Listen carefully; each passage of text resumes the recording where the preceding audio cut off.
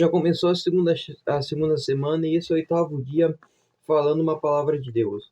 A palavra de hoje está em João 8, do versículo 10 a 11. Então se ergueu e vendo ali apenas a mulher, perguntou: Mulher, onde estão os que te acusavam? Ninguém te condenou? Respondeu ela: Ninguém, Senhor.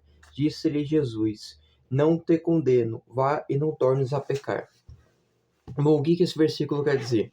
Bom, ele se passa quando a mulher estava sendo condenada ao apedrejamento, mas Jesus escreve o nome dos fariseus, que não tiver pecado, atire a primeira pedra, etc. E o que quer dizer basicamente esse versículo é o arrependimento verdadeiro.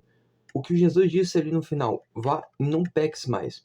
Jesus perdoou ela, porém pediu para que não pecasse mais. E o arrependimento verdadeiro, ele vem com um processo de abolição. Quando você se arrepende verdadeiramente, você não quer mais fazer aquilo. Então você é obrigado a largar aquele pecado. Por isso, não abuse da graça e da misericórdia de Deus. Vá e não peques mais. Falou, fui. Dia 9, falando uma palavra de Deus. A palavra de Deus hoje está em Mateus 13, do 24 ao 30. Jesus pôs-se a outra palavra. O reino dos céus é semelhante a um homem que tinha semeado boa semente em seu campo. Na hora, porém, em que os homens repousaram, veio o seu inimigo, semeou o joio no meio do trigo e partiu. O trigo cresceu e deu frutos, mas apareceu também o joio. Os servidores do pai de família vieram e disseram: Senhor, não semeastes bom trigo em teu campo? De onde vem, pois, o joio? Disse eles: Foi o inimigo que fez isto. Replicaram: Queres que vamos arranquemos? Não, disse eles. Arrancaram o joio, arriscar também tirar o trigo. Deixa-o crescer junto até a colheita. No tempo da colheita, direi aos ceifadores: arrancai primeiro o joio, atai feixes, queimar e recolher depois o trigo do celeiro. Bom, essa parábola está se referindo ao tribunal de Cristo. E ele está fazendo uma referência de quando Jesus vai voltar. Ele vai separar o trigo e o joio. Para quem não sabe, o joio é uma planta parecida com o trigo, que não é comestível, tá? Não sei se ela é tóxica, mas ela não é comestível, que é parecida com o trigo, tá? Mas é uma praga. E o reino dos céus vai ser exatamente assim. Vai ser feita a colheita por Jesus e ele vai separar o trigo do joio, ou seja, aqueles que creram em Jesus e aqueles que não creram em Jesus. Por isso que o que esse versículo quer dizer é para você se preparar para que você não seja uma das pessoas, um dos joios que creem em Deus, né? Então você tem que se preparar e focar a Deus. A gente está num clima de Copa e hoje mesmo eu postei o vídeo da derrota do Brasil. E tá, beleza, eu postei o vídeo, eu fiquei triste também, mas a gente também não pode esquecer a vida espiritual. A gente não pode esquecer disso, tá? Então, por isso que eu vim dar o conselho para vocês: não sejam o joio. Falou, fui, até a próxima. Dia 10, falando a palavra de Deus. E a palavra de hoje está em Mateus 13, do 31 ao 32.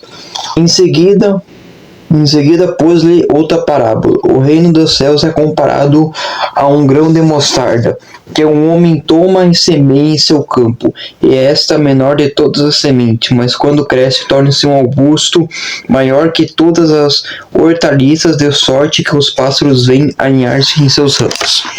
Bom, naquela época o grão de mostarda era o menor grão conhecido. Hoje em dia sabe-se que tem grãos menores. Grãos não, semente. Só que ele dá uma árvore gigantesca. O que Jesus quis dizer aqui é que a fé começa com um grão minúsculo, ou seja, com um ato simples de fé, e cresce e se transforma em uma árvore grande. Por isso que o segredo da fé, se você quiser ter mais fé em Deus, mais acreditar, é começar com uma pequena semente. Começar com um pequeno grão de mostarda, plantados todos os dias. Então começar a acreditar, fazer uma oração aqui, ler uma palavra da Bíblia aqui, assistir um vídeo aqui, unir isso também, principalmente orar e principalmente ler uma palavra da Bíblia, espalhar o Evangelho de Cristo, confiar em Deus, os seus planos, e assim você vai plantando pequenas sementes e a sua fé vai crescendo. Bom, esse foi o dia 10, falou, fui, até a próxima. Dia 11, falando a palavra de Cristo. A palavra de hoje está em Mateus 28 ao versículo 30. Pedro tomou a palavra e falou: Senhor, se és tu, manda-me ir sobre as águas, até junto de ti. Ele disse: Vem. Pedro saiu da barca, caminhava sobre as águas ao encontro de Jesus, mas, rebordando a violência do vento, teve medo e começou a afundar. Gritou: Senhor Jesus, salva-me. No instante seguinte, Jesus estendeu a mão, segurou e disse: Homem de pouca fé, por que duvidastes? Bom, esse versículo ele nos ensina algo precioso, algo que nós muitas vezes não entendemos. Se você tem um plano na sua vida e esse plano é de Deus, se você tem, não importa, tá? Se você está caminhando na direção de Cristo, você não pode, de jeito nenhum, desviar o olhar. E muitas vezes a gente desvia o olhar. E é aí onde que vem os problemas. É aí onde que a gente cai no pecado.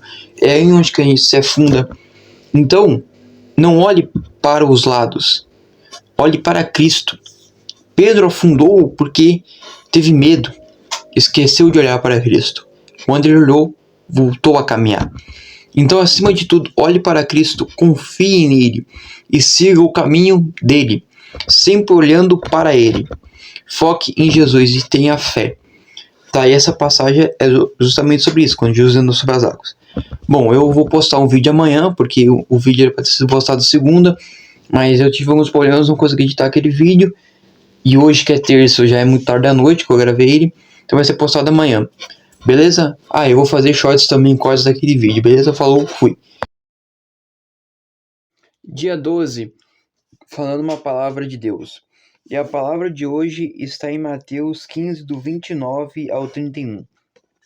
Jesus saiu daquela região e voltou para perto do mar da Galileia. Subiu a uma colina e sentou-se ali. Então numerosa multidão aproximou-se dele, trazendo consigo mudos, cegos, coxos, alesados e muitos outros enfermos. Puseram-nos aos seus pés e ele os curou, de sorte que o povo estava admirando ante o espetáculo dos mudos que falavam, daqueles aleijados curados, e de coxos que andavam, dos cegos que viam e glorificavam ao Deus de Israel.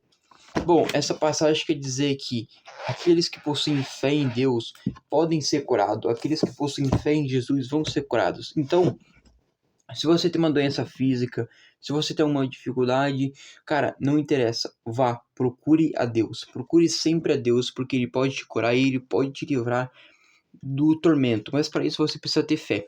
Falou, fui até a... Dia 13, falando a palavra de Cristo. E a palavra de hoje está em Mateus 16, ao versículo 24. Em seguida, Jesus disse aos seus discípulos: Se alguém quiser vir comigo, renuncie a si mesmo e tome sua cruz e siga-me. Bom, essa passagem quis dizer que se você quiser seguir Jesus, você vai ter que renunciar aos seus pecados, vai ter que renunciar não só aos seus pecados, mas ao seu jeito de ser, palavrões, tudo isso vai ter que ser renunciado para você poder viver, né? Poder viver a palavra de Cristo. Porque muita gente acha que ser cristão é muito fácil, mas não é tão fácil assim. Você tem que renunciar. Tem que buscar ser uma pessoa diferente, uma pessoa assim que crê em Deus, entendeu? Então você tem que renunciar, não é tão fácil assim, né? Então muitos falam ser cristão, mas poucos querem renunciar. Dia 14, falando uma palavra de Deus. Ou seja, já estamos perto do segundo compilado. A palavra de hoje está em Eclesiásticos 2, do 1 ao 4. Meu filho, se entrares para o serviço do Senhor, permaneça firmes na justiça e no temor. Prepara tua alma para a provação, humilha teu coração, espera com paciência, dá ouvidos e acolhe a palavra de sabedoria. Não te perturbes no tempo da infelicidade.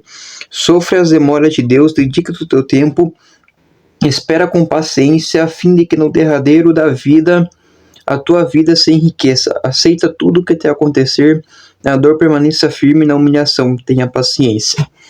Bom, o que ele quis dizer aqui é que se Quando você vira cristão, a sua vida não vai se resolver de uma vez por todas. Você ainda vai ter dificuldades.